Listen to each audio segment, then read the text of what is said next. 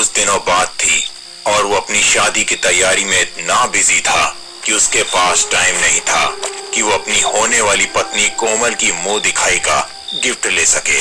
और इसी ख्याल में वो जंगलों के रास्ते अपने हाथ में शादी के कपड़े लिए चल रहा था। चलते चलते अचानक उसके पैरों के नीचे कुछ आ जाता है, जिसकी वजह से वो रुककर 2 कदम पीछे लेकर थोड़ा झुककर देखता है और कहता है, अरे ये क्या है? अरे वाह, ये तो पायल है। कितनी सुंदर पायल है, लेकिन ये होगी किसकी? लगता है चलते चलते किसी के पैरों से ये पायल गिर गई होगी। अब जिसकी भी हो, अब तो ये मेरी है। और एक काम करता हूँ, कोमल को मुंह दिखाई के रूप में ये पायल दे दूंगा। ये देख वो बहुत खुश भी हो जाएगी। इतना कहकर रोहन उन पायलों को जेब में रख लेता है और वहाँ से चल देता है। समय के साथ दिन बीतते हैं और रोहन की शादी कोमल से हो जाती है, जिससे वो बहुत प्यार करता था। रोहन कोमल के पास आकर बैठ जाता है और उसके घूंघट को जैसे ही उठाने को होता है, तभी कोमल उसे रोक कर कहती है, घूंघट उठाने से पहले ना मुंह दिखाई दी जाती है। बताओ मेरी मुंह दिखाई कहाँ है? क्या कहा? मुंह दिखाई? माफ करना कोमल, मैं तो भूल ही गया तुम्हारे लिए गिफ्ट लाना। मुझे पता था तुम ऐसा ही करते हो, कुछ याद नहीं रखते। कोमल का गुस्सा रोहन पर फूटता है और तभी रोहन अपने कुर्ते की जेब में से एक बॉक्स निकालकर कोमल के हाथ में रख देता है और कहता है, भला मैं अपनी जान के लिए कुछ लाना कैसे भूल सकता हूँ? तुम भी ना हर वक्त मजाक करते हो। अब क्या है इसमें? कोमल उस बॉक्स को खोलकर देखती है। उसमें बहुत सुंदर और भारी पायल थी, जिसमें बहुत सारे घुंघरू थे। ये देख कोमल रोहन से उसे पायल को पहनाने को कहती है। पायल पहनकर कोमल बहुत खुश थी। खुशी से वो यहाँ से वहाँ चलकर उन पायलों की आवाज सुन रही थी। तभी रोहन कोमल से कहता है, अरे कोमल, एक मिनट, तुम यहीं रुको, मैं अभी वापस आता हूँ। कुछ काम याद आ गया, बस अभी आया। पर कहाँ? रोहन मत जाओ ना। बस अभी आता हूँ।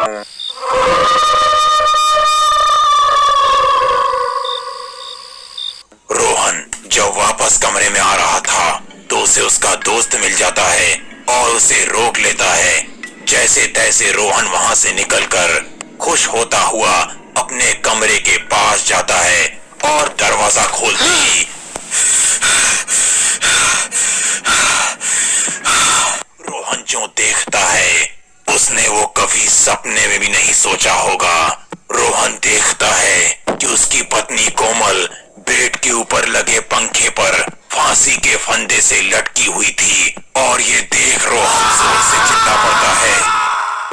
रोहन की आवाज से सभी वहां जमा हो जाते हैं और कोमल को मरा हुआ पाकर सभी के होश उड़ जाते हैं। रोहन को कुछ समझ नहीं आ रहा था कि आखिर कोमल ने खुदकुशी क्यों की। वो तो रोहन से शादी करके बहुत खुश थी। रोहन कोमल के पास जाता है, उसके पैर पकड़कर रोते हुए कहता है, तुमने ऐसा क्यों किया कोमल?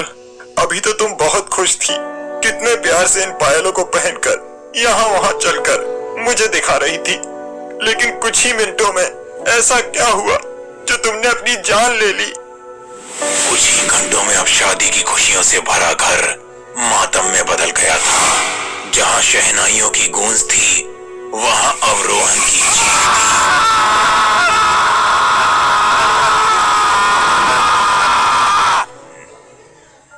रोहन अपने सर पर हाथ रखकर बैठा हुआ था और उसके सामने वो पायल थी जो रोहन ने कोमल को दी थी।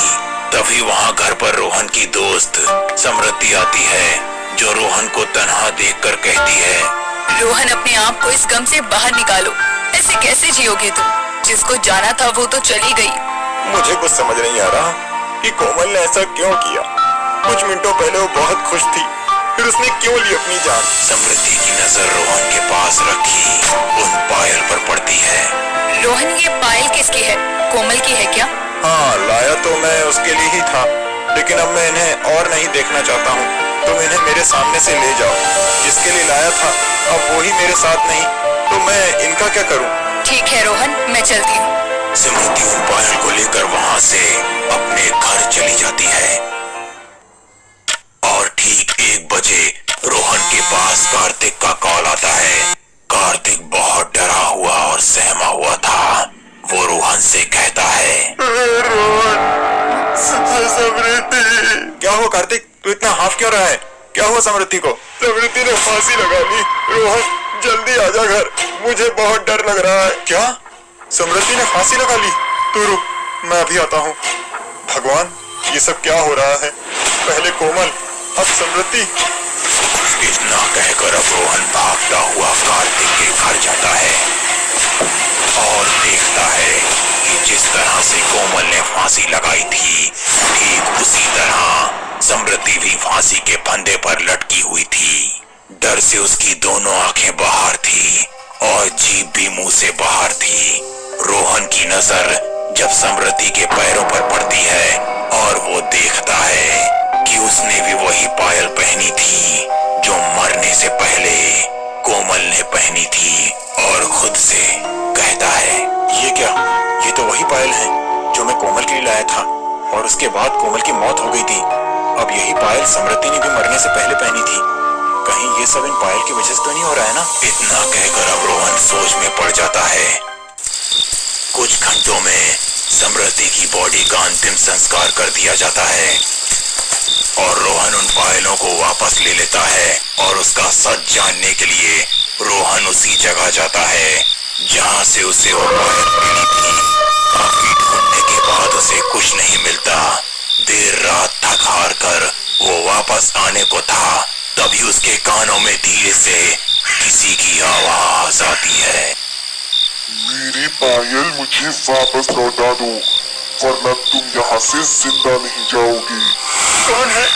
कौन है यहाँ? रोहन के सवाल का कोई जवाब नहीं आता और रोहन अपने चारों ओर देखता है। वहाँ कोई नहीं था और रोहन अपने कदम आगे की ओर बढ़ाता है और फिर एक आवाज आती है। वो पीछे मुड़कर देखता है, चुड़ैल उसके सामने खड़ी थी। मेरी पायल मुझे वापस लौटा दो, वरना तुम यहाँ से जिंदा नहीं जाओगी। क्या? तुम्हारी पायल? तुम कौन हो? ये पायल तुम्हारी है और तुमने मेरी पत्नी की जान क्यों ली? मैंने उन दोनों को इसीलिए मारा क्योंकि उन दोनों ने मेरी पायल ली थी। अब अगर तुमने ये मेरी पायल मुझे वापस नहीं की तो मैं तुम्हारी भी जान ले लूंगी। अगर मैं तुम्हें ये पायल वापस कर दूं तो तुम क्या यहाँ से चली जाओगी? मैं यहाँ से कहीं नहीं जाऊंगी। ये जंगल मेरा है। अगर मैंने इसे ये पायल वापस दे दी तो कोई और इस पायल को ले जाएगा, जैसे मैं ले गया था, और फिर किसी मासूम की जान जाएगी। अब मैं क्या करूं?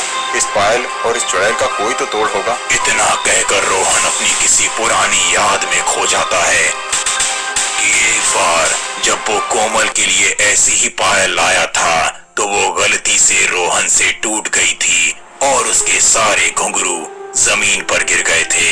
जिसके बाद कोमल कहती है, ये तुमने क्या किया रोहन? तुम्हें पता है ना, एक पायल की जान उसके घुंघरू में होती है और अगर ये टूटकर बिखर जाए तो वो बेजान हो जाती है। इसका कोई वजूद नहीं रहता। रोहन को कोमल की बात याद आती है और रोहन उस पायल को बीच में से तोड़ देता है और उसके सारे घुंघरू टूटकर यहाँ वहाँ गिर जाते हैं। पायल नहीं, मैं खत्म हो जाऊंगी अगर ये पायल नहीं जुड़ी तो। मैं यही चाहता हूँ, तुम चली जाओ यहाँ से, फिर कभी मत आना यहाँ। एक एक करके कमोलिका के सारे घुंघरू यहाँ बिखर जाते हैं और कमोलिका का शरीर भी गायब हो जाता है। वो कहती है, मैं वापस आऊंगी, इतनी जल्दी मेरा अंत नहीं हो सकता। 1 साल बाद